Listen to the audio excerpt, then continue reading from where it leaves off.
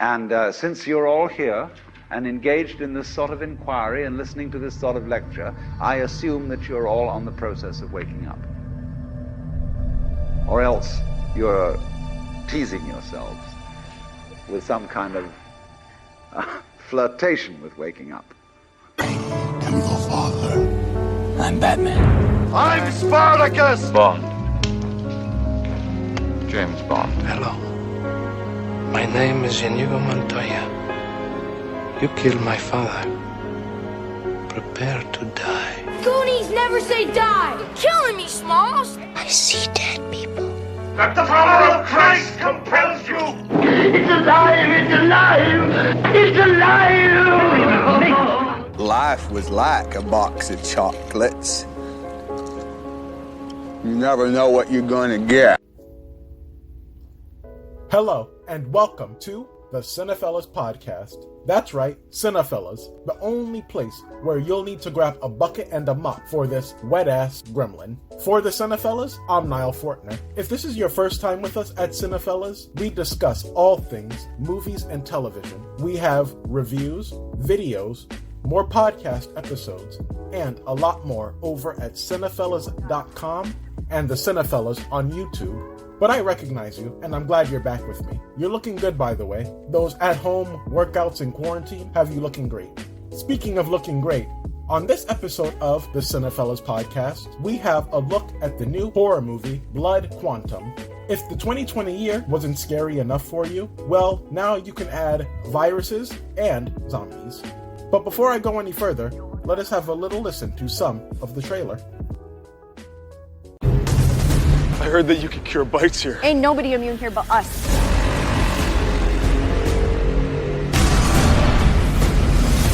One of them could come in here and infect this entire camp. Behind you. You wanna live?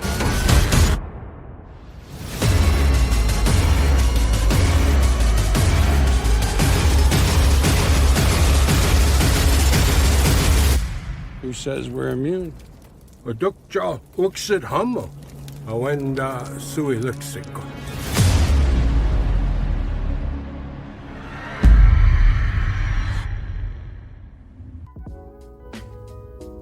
On this episode of the Cinephellas Podcast, we have Michael Greyeyes of Blood Quantum. Michael plays a sheriff who must protect his son and his pregnant girlfriend during the zombie plague. The film is streaming on Shudder, and on this episode of the Cinephellas Podcast, Michael discusses with me how the film did at TIFF's Midnight Madness, how this zombie film differs from the rest, and more on this podcast episode.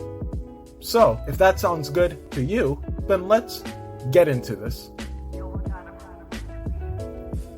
Here's the pulse, all right? And this is your finger. Far from the pulse, jammed straight up your ass. Say, would you like a chocolate-covered pretzel?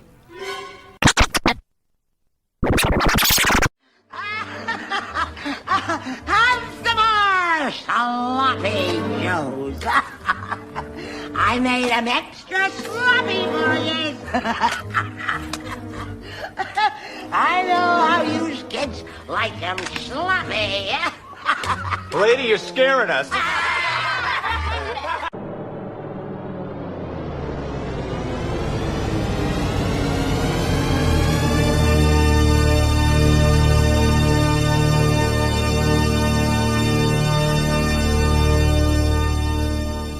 Okay, Michael, I now have you on the line with Nile at Cinephellas. Hi, thank you. Hi, Mike, how are you? I'm doing great. How are you? I'm actually doing pretty well, too. I'm glad I get to sit down and talk to you, because I actually know you from a few movies. And just for the record, I actually really like zombie movies. So this movie got me thinking, actually, like, what keeps zombie movies, and, like, why are they so popular in culture? And they don't seem to be going away anytime soon. I was just wondering if you could give me your thoughts on that. Well, I've been a fan of the genre since I saw my first zombie film. So I think it speaks to the zeitgeist of the moment. First of all, if you look at a period film, or if you look at Shudder, it's this beautiful pill in which we can look at ourselves and look at our current moment through a slightly displaced lens. Like, period films are really about us now. Mm-hmm. But, they just happen to be, like in, buckled shoes Jews or whatever, or far in the future or whatever, still about us. I feel that way about the genre. The genre's always been political, from the first films, in which there was a critique of consumerism, other social ills or constructs. What's really fantastic is Blood Quantum is a film that excavates colonial history, the political history, our history as a community, and does so, under the guise of this horror film, of this action film. So we get to deal with big questions, as the genre always has, while coded in a sort of a easily digestible or sugary pill. Yeah, absolutely. And maybe it's just a coincidence, but this movie is about, like a virus. They mentioned the quarantine, and like the social commentary. So do you think this is good timing for a movie like this to be released? It's crazy because it seems like the perfect time for a film to be released.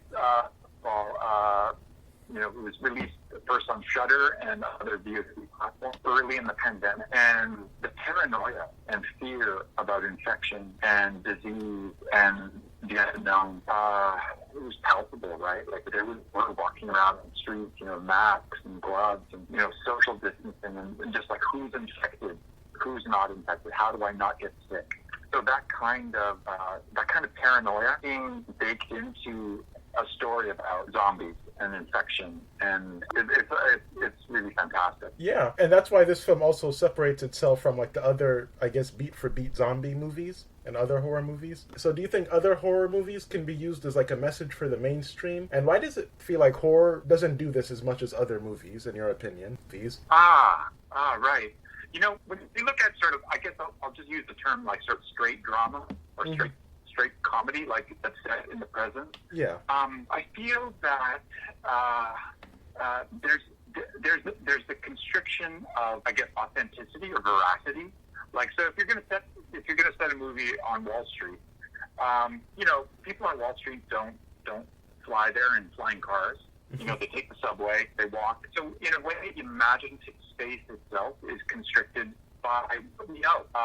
But if you're dealing with, a horror film, it's like, okay, so there's this terrifying nun, and she can appear in a painting, and then she can be right behind you, So I feel that in these more heightened imaginative pieces, I think there's freedom. I think there's real freedom to talk about history, social justice, and then, as Jeff does in his film, bring in complex and sophisticated Indigenous stories about Indigenous families, about women, about fathers. So I think we're attracted as a community to imaginative spaces. And if you think about the history of drama and sort of straight comedy or whatever, we've been absent as a community.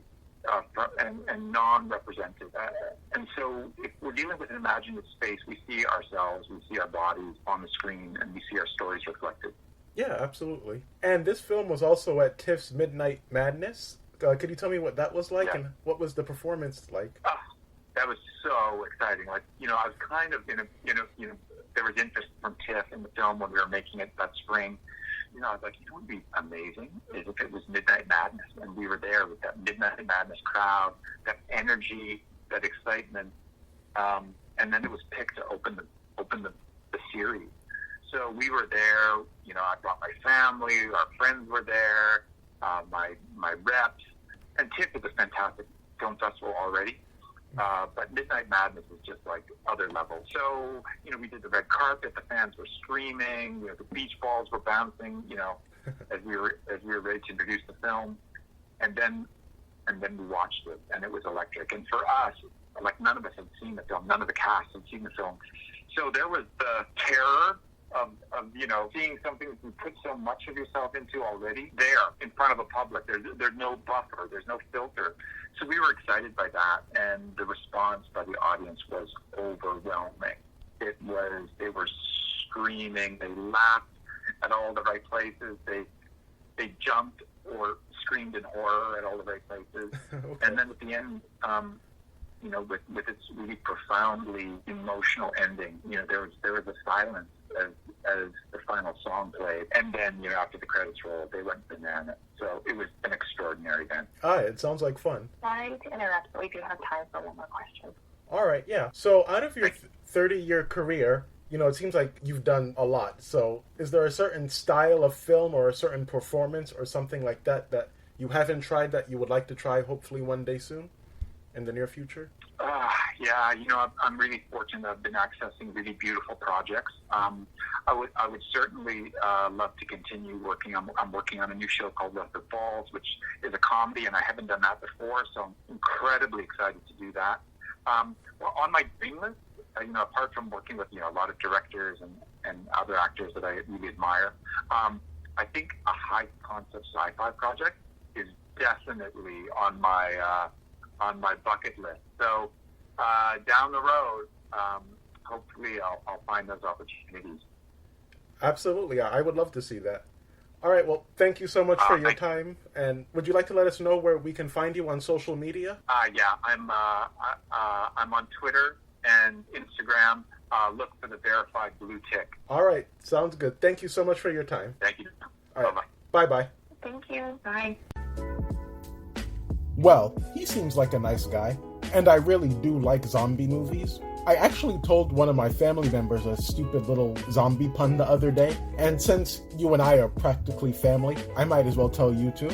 So, what do you call a zombie phoenix? Joaquin dead.